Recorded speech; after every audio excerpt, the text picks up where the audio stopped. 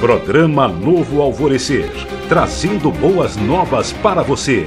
Uma realização Assembleia de Deus de Caratinga. Meus irmãos, a graça e a paz esteja com você, que o favor de Deus alcance você e a sua casa de uma maneira poderosa. O programa Novo Alvorecer está começando mais uma vez para levar até você uma mensagem de paz, de esperança, uma mensagem de restauração, uma mensagem espiritual para você e também a sua família. Hoje o nosso programa é com o conteúdo da lição de escola bíblica dominical e nós estaremos tratando aqui de um assunto importantíssimo. A ética cristã versus o suicídio. Um problema seríssimo, um assunto que deve ser levado assim com muita seriedade e precisamos acender aí o sinal de alerta, se é que já não está aceso no nosso meio, para que nós possamos então ajudar pessoas, instruir as pessoas e enfim, livrar muita gente desse que eu posso chamar aqui de um caos. Que Deus possa abençoar você e a sua família de uma maneira poderosa e nos ajudar aqui a abordar esse assunto com muita seriedade e de uma maneira que possamos contribuir aí para a sua instrução. Esse programa é uma realização da Igreja Assembleia de Deus, Templo Central, em Caratinga, Minas Gerais. Obrigado você que nos acompanha pela TV e também pela internet. Nós vamos a um rápido intervalo e a gente volta já.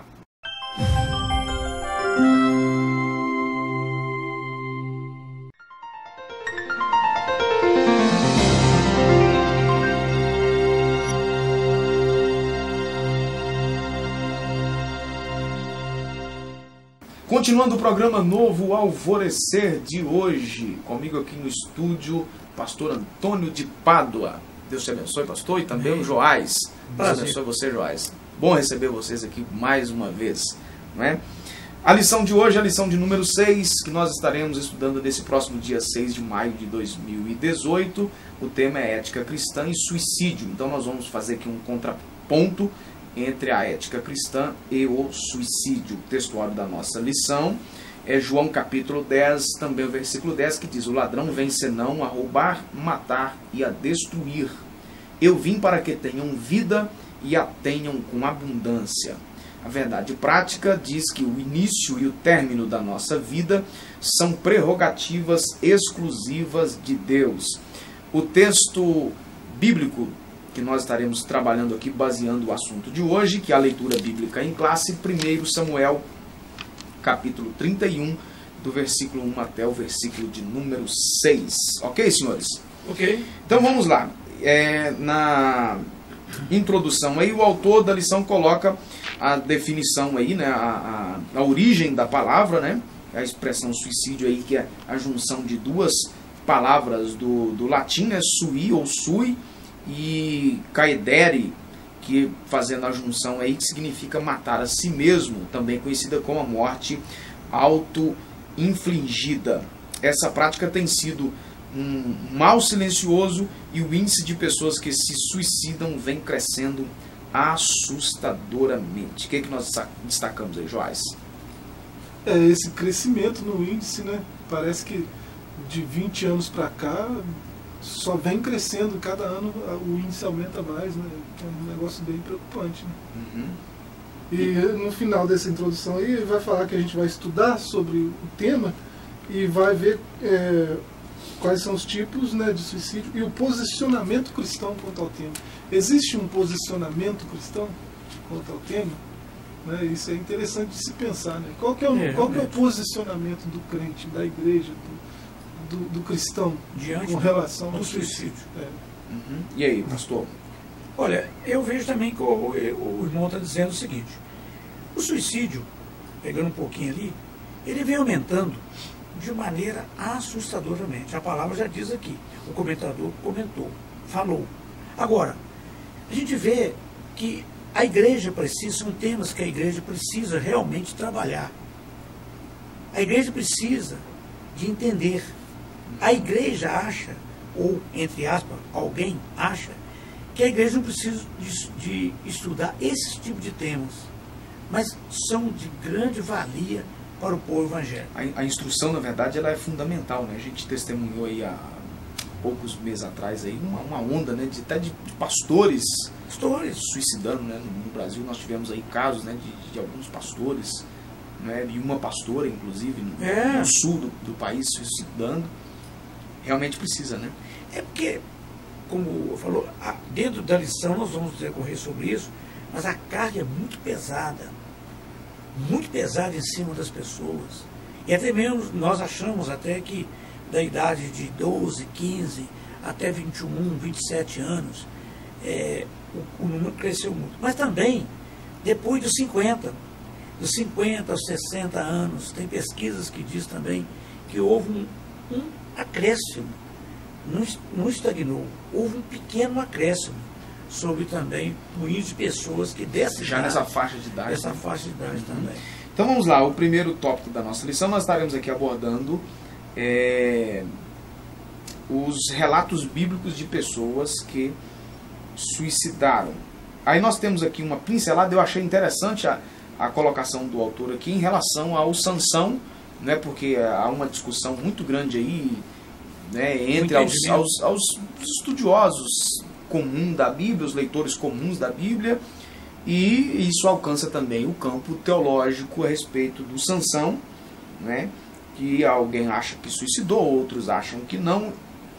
A fala do autor aqui da lição eu achei interessante, né, quando ele coloca que Sansão, um personagem bíblico lá do tempo dos juízes e tal, né, foi um juiz levantado por Deus para derrotar os filisteus, e agora a gente vê que decidiu cumprir a sua missão. Ele derrubou o templo sobre si e os seus inimigos. Aí o autor coloca que, entretanto, esta ação é vista como suicídio, mas, na verdade, a gente pode entender que foi um sacrifício de guerra. Eu achei interessante essa colocação dele. Que depois nós vamos lá no livro também de Hebreus, a gente vê que ele aparece na galeria. Na galeria dos heróis da fé. Seria impossível, talvez, né, talvez a nossa visão de entender que um homem que passou por isso aí, se ele tivesse realmente seja considerado um herói da fé. Então, isso é notório, né? Eu já vi esse posicionamento também, né, com respeito a Sansão, né, que ele seria um suicida. Já vi gente ensinando até isso. Mas parece que é uma cosmovisão pequena, né, com relação a tudo que aconteceu, né, na história de Sansão ali. A falta de olhar o cenário geral, né? O escritor dos Hebreus foi no ponto, é herói. Ele não era um suicida, ele é um herói, né? O comentarista aqui ele vai falar como se fosse um ato de guerra, morrendo em combate, e a verdade é essa, né?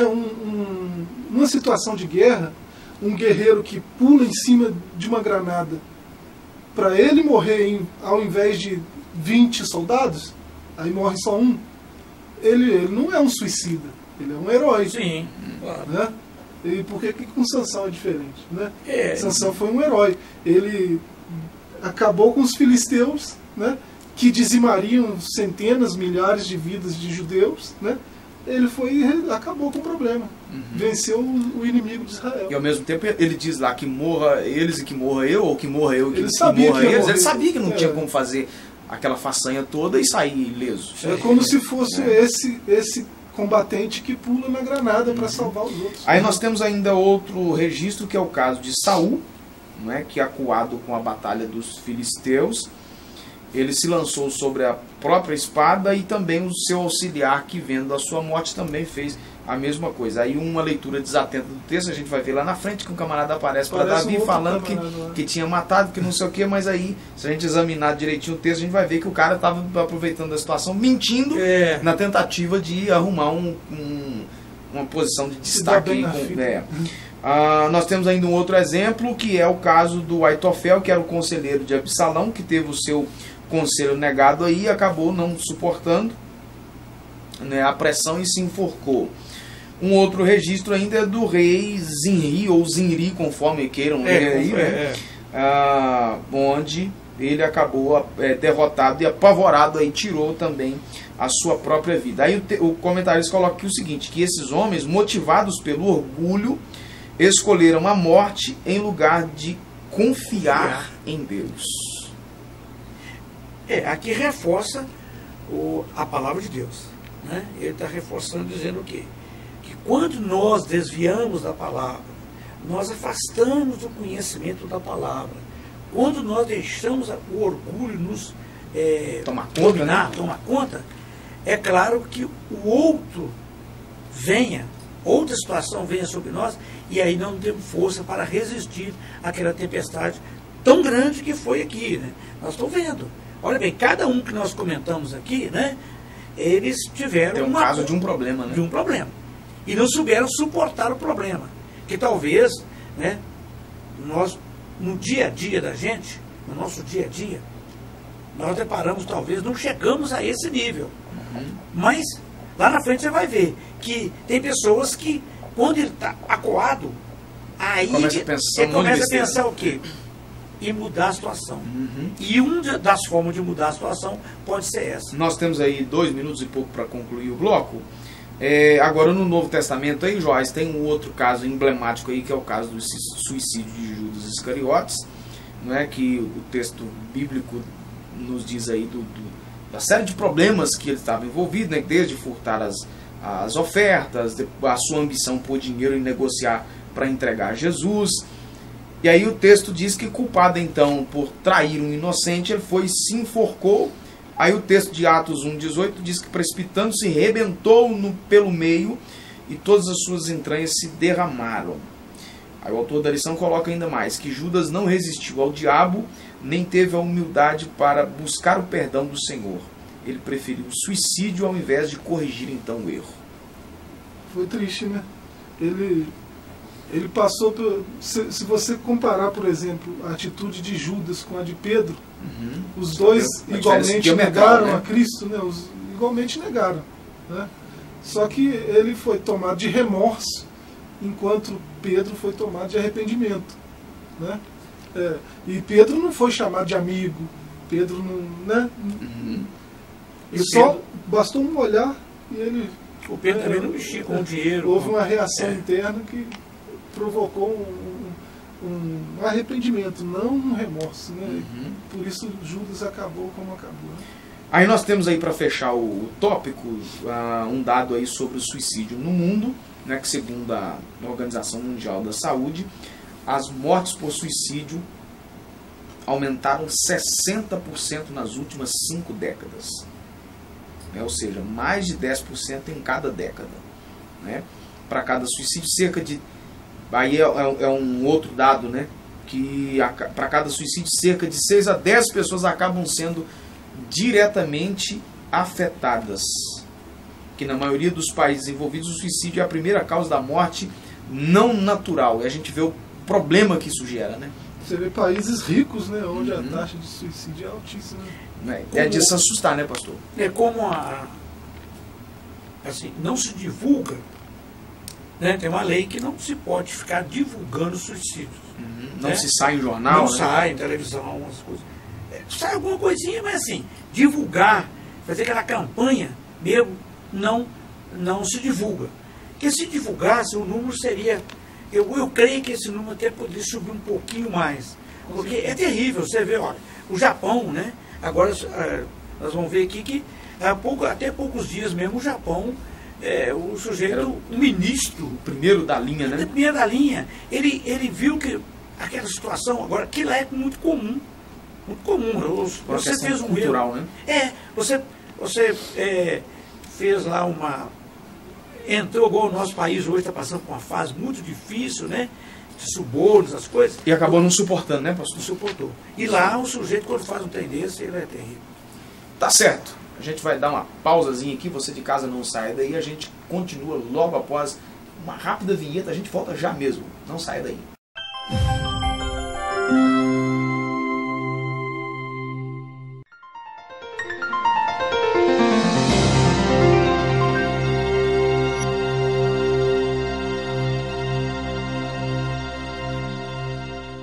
De volta então com a nossa programação agora para o segundo tópico da nossa lição, senhores. Nós vemos aqui anteriormente no bloco anterior o suicídio nas escrituras e no mundo. Nós terminamos aí dando uma pincelada aí dos dados assustadores, né? 60% de aumento nas últimas 5 décadas. Realmente é um negócio alarmante. E agora a gente vê aqui nesse segundo tópico os tipos de suicídio, né, que são classificados aí em convencional, pessoal e sacrificial. Então vamos lá, o primeiro, o convencional, dá-se o nome então de convencional, que é provocado pela tradição cultural ou coerção de grupo social. Aí nós temos aqui o exemplo que o senhor terminou no bloco anterior citando aí, que é o caso cultural do Japão, né, onde tem lá a prática, né, do harakiri, não é? Expressa o orgulho do suicida em escapar de alguma situação intolerável e era visto como um ato então de nobreza. Aí nós temos aí o exemplo do primeiro-ministro que em 2007, maio de 2007, portanto então há 11 anos atrás, né, ele acabou aí sendo investigado por corrupção e aquele negócio todo do Ministério da Agricultura e sentindo-se envergonhado, não é? Rapaz, nesse negócio aqui eu vou aproveitar para fazer uma brincadeira entre um assunto tão sério. Não, mas é isso mesmo. Ainda bem que o brasileiro, é coisa típica da maioria dos brasileiros não ter vergonha. Porque se tivesse... Porque se tivesse, moço, isso aqui viraria uma... Eles iam montar uma fábrica de... Uma fábrica de corda. De corda. Então, especialistas costumam citar essa antiga tradição aí para suicídio em nome da honra, né? Ou seja, para explicar essas razões culturais que acabam tomando conta aí da cultura japonesa. E a gente vê isso aí como um problema dentro de uma cultura, né, onde muita gente é levada à morte, ao suicídio diariamente, né?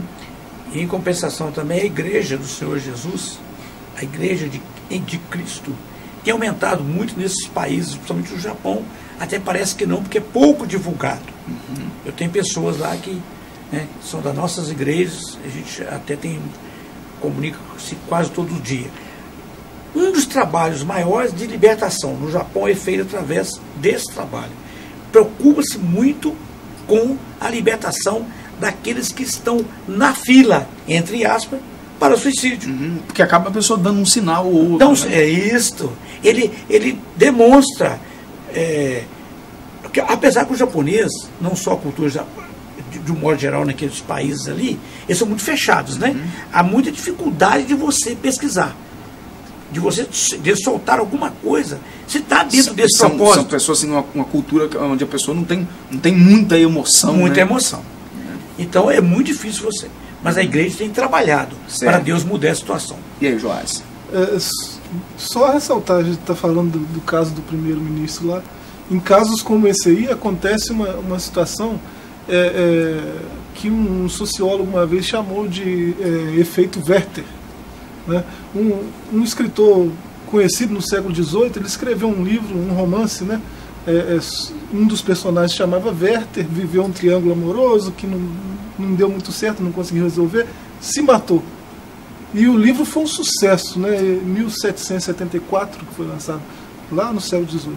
E o sucesso do livro foi tanto, e depois do lançamento do livro, começaram a notar na Alemanha, na Holanda, que nos países onde o livro estava fazendo mais sucesso, pessoas que se mataram em situações idênticas à do Werther.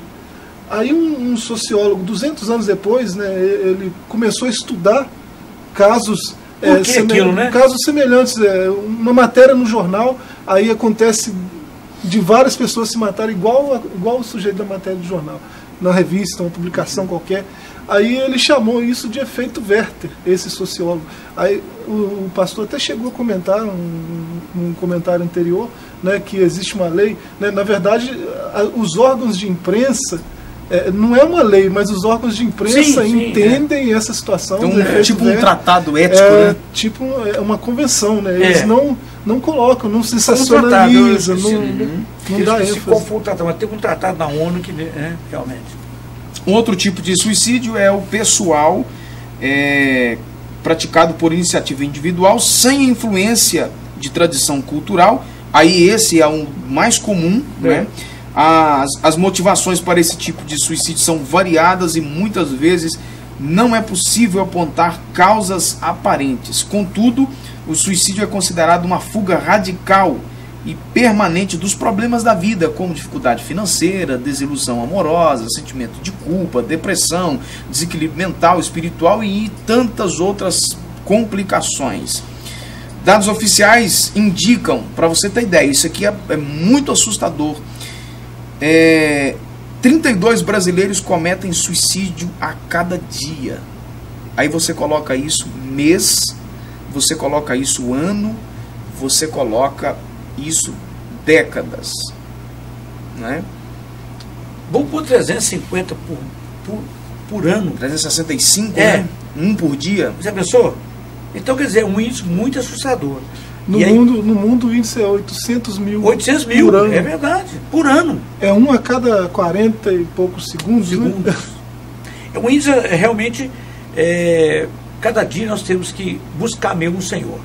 Porque as pessoas, por esse motivo que você falou, financeiro, desilusões e outras coisas idênticas, as pessoas, sem querer, começa a mente... Uma seta maligna, né? Maligna. E frisar aqui, para quem está em casa nos assistindo, que Deus é poderoso, né?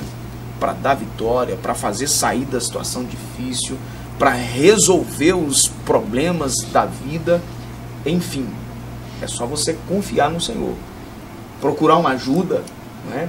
Procura um amigo, desabafa com ele, procura uma pessoa da área, um psicólogo, um psiquiatra, né? Venha à igreja, peça oração, procure alguém, né? Deus vai ajudar você a resolver esse problema difícil. Nós tivemos um exemplo, pastor. A automorte não pode ser a saída. Nós tivemos um exemplo a saída, de um jovem que ele fez isso. Ele vinha para a escola dominical. A mãe dele fazia culto doméstico. E ele era um menino dentro da palavra de Deus. E por causa de muitos dissabores, tentou suicídio. Na hora que ele começou o ato do suicídio, o Espírito Santo falou com ele: eu vim para que você tenha vida e vida em abundância. Sabe o que aconteceu? Naquele momento o Espírito Santo falou com ele, ele abandonou aquela atitude e abandonou aquilo e voltou para os pés do Senhor. Maravilha, Jesus. Né? Por último aqui, para a gente fechar o bloco aqui, em 1 minuto e pouco que a gente tem aqui, Joás, ainda é o suicídio. Aí o comentarista até colocou a palavra aqui na lição aqui, entre aspas, né? O suicídio sacrificial, que também é conhecido como a morte em prol de outros, né? Trata-se da tentativa altruísta de alguém salvar a vida alheia em detrimento à sua própria. É o caso aí do bombeiro que acaba entrando dentro de um lugar que está pegando fogo, está queimando, né, para salvar alguém e acaba morrendo, ou salva-vidas que acaba, né, entrando aí num rio, no mar, alguma coisa assim, para salvar alguém e ele acaba morrendo. Nessas circunstâncias, então, a morte de quem arrisca a vida em favor do próximo não é considerada, então, um suicídio. Vai cair naquela palavra que Jesus disse, que não há amor maior do que alguém dar a vida pelo outro. O próprio Jesus entregou a sua vida por meio de um sacrifício amoroso. Eu não sei se cabe aqui, Joás, dentro desse assunto, aquela professora agora lá em Janaúba, você lembra? Que ela foi salvar aquelas crianças. Certo. Ela enfrentou tudo para salvar aquelas crianças, né? Por isso que aqui suicídio está entre aspas, né? Não é bem um suicídio, né? Sim. A professora de Janaúba, em outras situações ele falou de bombeiro e tal, né? O homem de farda, quando ele comete esse tipo de ato, né? Se você vê no Código Penal, por exemplo, no artigo 122, vai estar previsto isso aí, alguém que tem o dever legal, né? Aí pode ser o bombeiro, a professora, o pai, né? Ele tem o dever legal de evitar a morte e ele não faz, ele está cometendo um crime, né? Interessante, né? Então, se eu tenho algum tipo de dever legal, eu devo zelar pela vida de quem está perto de mim. Tá certo. A gente vai dar uma pausa mais uma vez aqui no programa Novo Alvorecer, e a última de hoje, e a gente volta já.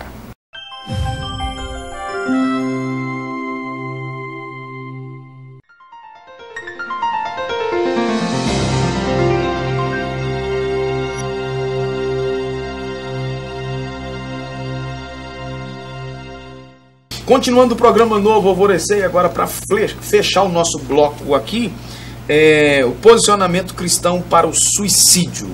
E aí sim, nós demos aqui alguns dados, nós demos aqui definição de suicídio e tal, e agora o posicionamento, dentro do tempo que nós temos aqui, a posição teológica e a ética cristã são desfavoráveis à prática do suicídio por afrontar a soberania de Deus.